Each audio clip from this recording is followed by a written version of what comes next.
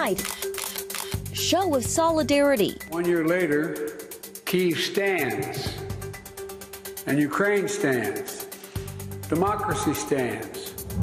The president's surprise trip to Kyiv on the anniversary of Russia's invasion of Ukraine.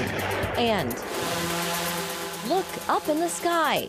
Washington, D.C. has some of the strictest drone laws in the country. Recreational drones popping up on Capitol Hill's radar. Plus, Orphans Promise. Kids in Ukraine, they're just losing their childhood. Helping the war's hardest hit victims as the Ukraine war drags on. All this and more tonight on Faith Nation.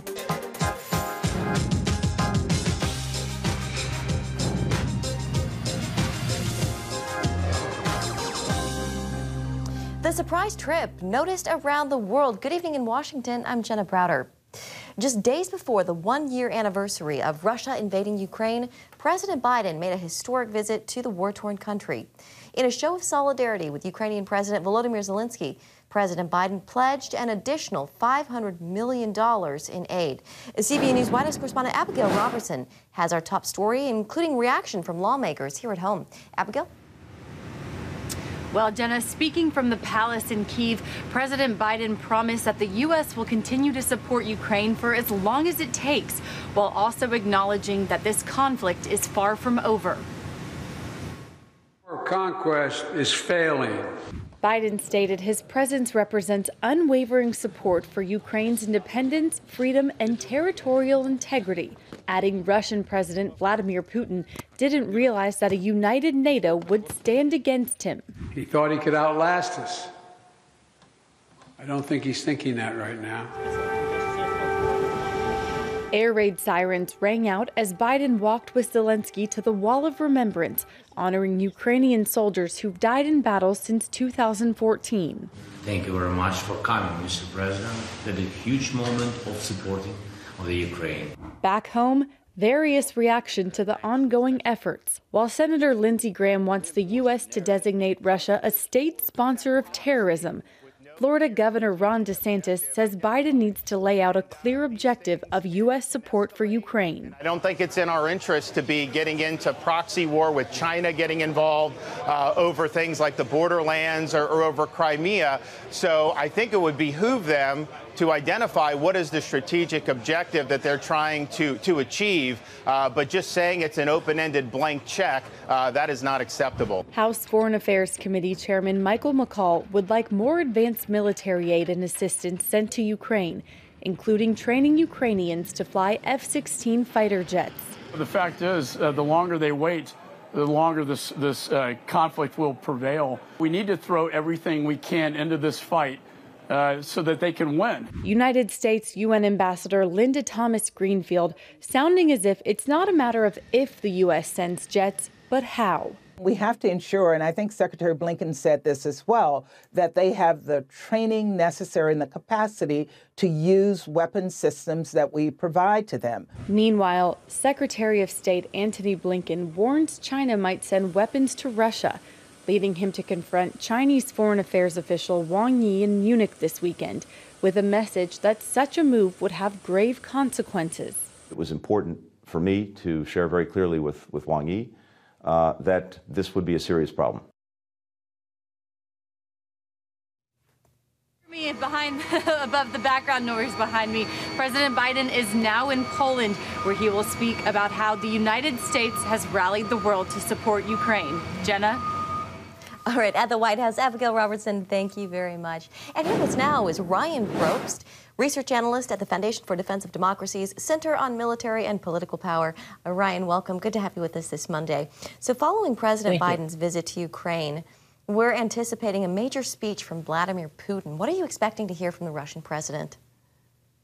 So tomorrow, Putin is probably going to double down on his argument that Russia should stay involved in the war in Ukraine and try to make the argument to the Russian public that the Russian military is actually seeing success in Ukraine. This is going to be difficult as they've made very limited advances in Bakhmut and have taken very heavy casualties. U.S. intelligence assessments put the number of Russian casualties at 200,000, but that is unlikely to dissuade Putin from continuing his war. Yeah, in your view, Ryan, who's winning this war? So in my view, Ukraine is currently winning the war and is likely to win it over the long term. However, it's worth noting that Ukraine hasn't won the war yet, which is why this visit and continuing to give aid to Ukraine is critical in ensuring Kyiv's success in the future. And President Biden pledging $500 million in more aid to Ukraine. What else does the U.S. need to do to help Ukraine win this war? So the most important thing to provide Ukraine is artillery ammunition, which this package did provide. But the second most important thing is giving Ukraine long-range strike capabilities, specifically the ATACMS missile. And this would allow Ukraine to strike targets in Crimea, such as the Kerch Bridge, the Black Sea Fleet as it's in port, and the air bases that Russia is using to bombard Ukrainian cities and destroy their critical infrastructure. What did you think of the package? Was there anything that you thought was missing or too much in some areas? So this is a relatively smaller package, but it was time to coincide with this visit, and we had recently given them a large package. But I was happy to see that there was artillery ammunition in it, as well as additional Bradley infantry fighting vehicles, which Ukraine could use to retake further ground from Russia in the future. So the U.S. says China is considering sending weapons to Russia, and we know from Vice President Harris the U.S. is concerned about the deepening relationship between Beijing and Moscow. Why is China choosing Russia in this fight? So Russia is kind of China's junior partner at this point, and while they do have a lot of differences between them, China probably doesn't want its, one of its closest allies being soundly defeated in a war by the West. And so it's considering helping out Russia. It's worth noting that Secretary Blinken already pointed out that Chinese firms have been providing non-lethal aid to Russia and critical industrial inputs, but this would be an escalation if they were to provide direct military support to Russia. All right, Ryan Probst with FDD, great to have your insights this evening. Thank you so much. Thank you. Jimmy Carter, America's oldest living former president, is entering hospice care and will live out his remaining days at his home in Plains, Georgia. President Carter's foundation announcing over the weekend that he is terminally ill. The Carter Center did not give details about his illness, but the 98-year-old has had several short stays in the hospital recently. The former Democratic president battled cancer in recent years and did suffer several falls. Carter served one term as the nation's 39th president from 1977 to 1981. And joining us now is Nathan Gonzalez, editor and publisher of Inside Elections and a Faith Nation contributor. Nathan, good to have you with us this evening. So let's start there with former President Carter, a devout Christian, a man of faith. What is his legacy? Well, it's pretty remarkable that he was in politics. I mean, he was a governor and a state senator and president. And yet one of the things that we remember about him is that in his final decades of life, he built homes for people through Habitat for Humanity. I mean, that is quite a legacy of service. And going back and just remembering, even though, I know he's still with us, but remembering he left office. When he lost re-election for president, he was, I believe, 56 years old. That is stunning compared to our current president, who's 80 years old. Former President Trump, if he becomes president, he'll be our second president to serve into his 80s. And so Jimmy Carter had a lot of time after he left the Oval Office. And, I think we can say that he made the most of it serving people. Yeah, indeed he did. Florida Republican Ron DeSantis, possible 2024 contender, Nathan, on Fox News this morning, criticized President Biden's trip to Ukraine. What did you make of that? Well, the first thing that I thought was when you are president, there are certain things you get to do that no one else can do. And President Biden going to Ukraine, being on the ground, the air raid sirens are going off, being in that war zone is something only Biden can do. And so that really presents a contrast that I think the White House was ready to have. The campaign, even though DeSantis has not formally announced, the campaign has really already begun, and he wants to have a contrast with the current president. And one of the tactics is saying that President Biden isn't keeping his eye on our problems and our crises here at home, that he's too focused overseas. One of the criticisms you also hear from Republicans and DeSantis is a blank check. It's a little bit disingenuous because I don't think that the Bradley fighting vehicles, the ammunition, those being talked about, those aren't really going to be useful to our folks, our own citizens here at home. So, but this is, the presidential race has begun, even though everyone hasn't formally announced. Yeah. Nathan, how do you see the issue of Ukraine playing out in the 2024 election? Well, as long as our own troops, our men and women who are serving, are not over there in combat and battling, I think that foreign policy is going to rank lower than the economy and the border and crime and other issues as we saw in the last election. If we do have servicemen and women serving over in Ukraine and dying by the time we get to the next election, then that's a game changer, and that would then rise up on the priority list for voters. But I expect it to be a side issue rather than a focal point in 2024. Nathan Gonzalez of Inside Elections, thank you so much for joining us. Thanks, Jenna. Happy Monday. All right, new fears in the skies overhead, and they're not balloons. Coming up, possible threats buzzing around restricted airspace over the nation's capital.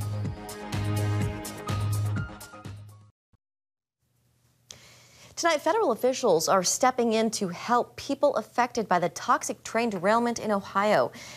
Ohio Senator Sherrod Brown telling Norfolk Southern, the company involved in the crash, that it needs to make the residents there whole.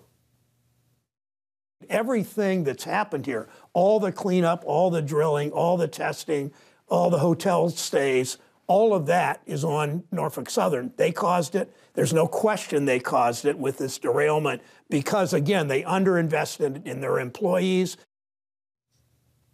The crash is bringing renewed scrutiny to regulations for rail companies more than 2 weeks after the derailed cars in East Palestine sent hazardous chemicals into the air and Ohio River. Potential Chinese spies in the sky, only this time the concern isn't about a balloon.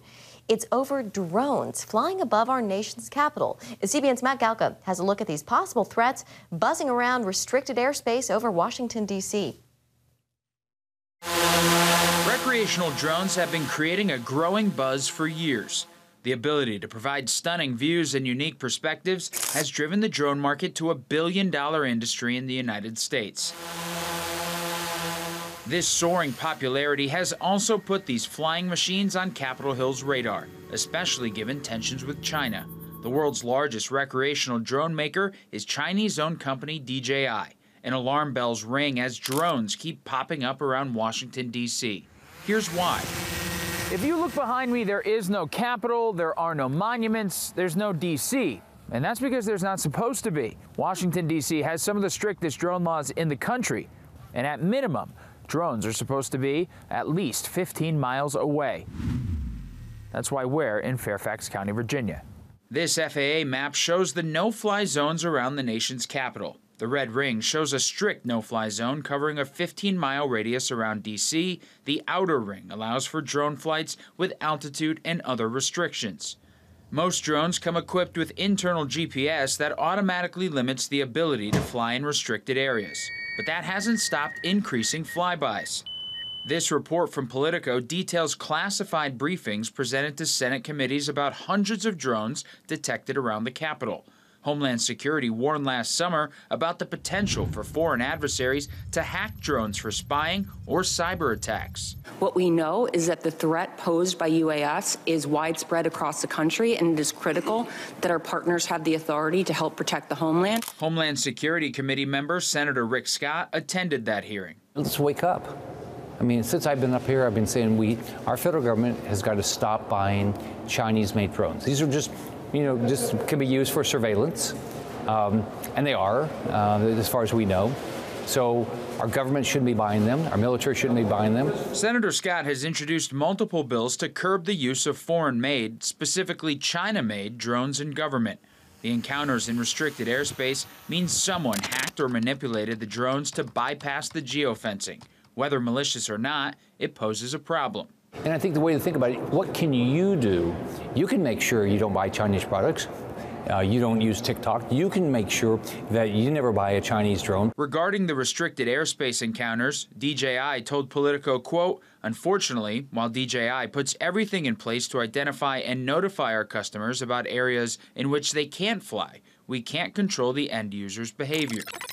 fear over spying and data collection by China has only heightened in recent weeks. A new House Select Committee on China will now focus on threats and competition from the Asian superpower. More lawmakers want TikTok banned or to force the popular app to be sold to an American company due to potential spying threats. And the flyby and eventual takedown of a Chinese spy balloon after it sailed over America has only turned up the heat. South Dakota Congressman Dusty Johnson sits on the new China Select Committee. So whether we're talking drone technology, whether we're talking wireless technology, whether we're talking apps that big tech is rolling out in coordination with CCP, we do need to be a lot more thoughtful, planful, and deliberate in how we deal with this threat. We know that China is a technological leader in drones, and they don't have to be, it's not just weather balloons that are spying on Americans. I suspect drones are doing a fair amount of the activity as well. The good news in this divided Congress, a crackdown on the spying threat appears to have bipartisan support. California Democrat Ro Khanna also sits on the new Select Committee. Do you feel like drones will come up also when we're talking about apps that the Chinese government may or may not have access to? Absolutely. We need to, first of all, have our capability on drones, on AI, on satellite imaging, on quantum really enhanced. And one of the challenges is that a lot of this is now commercial technology, not DoD technology. So we need to adopt that commercial technology better. But we also need to be careful about the commercial technology that China has. At least part of the investments backing DJI come from the Chinese government. The links have led to multiple government agencies here, including the Pentagon and the Department of Defense, to ban buying the drones for their agencies, except in limited circumstances.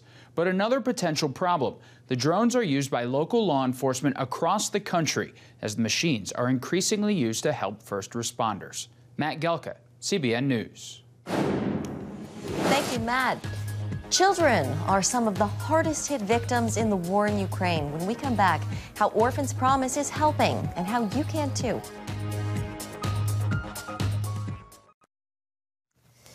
Welcome back. As the war drags on in Ukraine, children are some of the hardest hit victims. CBN's Orphans Promise is on the ground bringing help and hope to many who have escaped the war-torn country. Chuck Holton has the story. It's mealtime for these children living along the front lines near Zaporizhia. Many recently escaped from Russian-held regions, and a hot meal is certainly not taken for granted. The food is provided in part by Orphans Promise, which is working with local churches here in Ukraine. And it's not just food they're providing. So right now, a lot of kids in Ukraine, they're just losing their childhood. So our idea is just to reach those kids, to allow the kids to laugh, to play, give attention to them, making sure that they're like right here. We get to know them closer. We get to know the problems of those families, along with like evacuating people. But then, as people got evacuated, we start thinking about how to provide for them. It's just people losing everything that they had, and now they come here. They study online right now, so we bought the computers. They're able to come here and study. There's internet provided. One of the kids' mentors also escaped from Russian-occupied territory. 3 years ago, Volodya lost his left arm in an automobile accident, but he doesn't let that slow him down. When it happened to me 3 years ago, I visited many prosthetic facilities, and I saw many people who considered this as a tragedy. But one day I heard a voice in my head. Consider this as an opportunity. Don't ask why, but ask for what purpose did it happen to you. From that point on, I started to work on myself on the spiritual level, mental and physical levels, and I began to accept myself the way I was. After escaping Berdyansk with his family, including 10 foster children, Volodya put his skills as a psychologist to work, helping children traumatized by war. I love children very much. At the age of 14, I lost my family, and I know what it means when there is someone to support you as a teenager or a child. So this ministry is very special for me. It's not my work, it's my life purpose. The rest, like sports, psychology, other things, are only different instruments, but my main focus is to serve children. If not for his accident, he likely would have been called up to fight. Now, he knows he has a different calling. A lot of losses and pain, but I've come out gaining something. I took the prosthetic off and said, I will love myself the way I am. And later I heard another word. God said, I saved you then in order not to lose you now. We don't always know why some things happen in our life, but if we walk with God, we will understand it one day. And working with Orphans Promise, it's easy to see how he's making a difference. It gives people the security that they're not alone. Like, you know, they know that they have somebody, they can make it through together. Today, at 34, I still feel like a child inside my heart. And it's fun and a great pleasure for me to be among children. I see how God raised me up on different levels, in some things on the social and public level, in others physically. So this is not my story anymore. It's God's story. In Zaporizhia, I'm Chuck Holton for CBN News. And to find out more about how you can help Orphans Promise, go to orphanspromise.org. And still ahead, another earthquake in already devastated Turkey. The latest from there.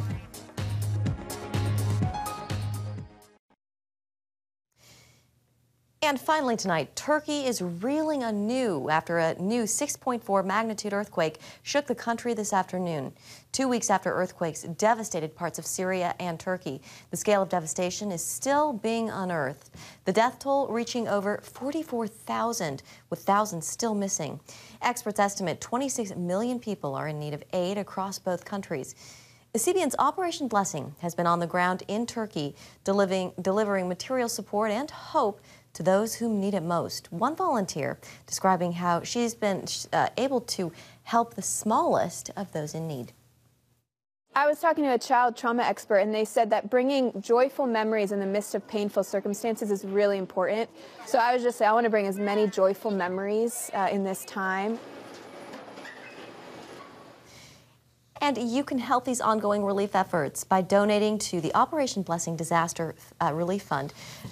Just call 1-800-700-7000 or go to cbn.com or text OBDR to 71777. And that's going to do it for Faith Nation tonight. Thank you so much for joining us. Have a great evening, and we'll see you right back here again tomorrow.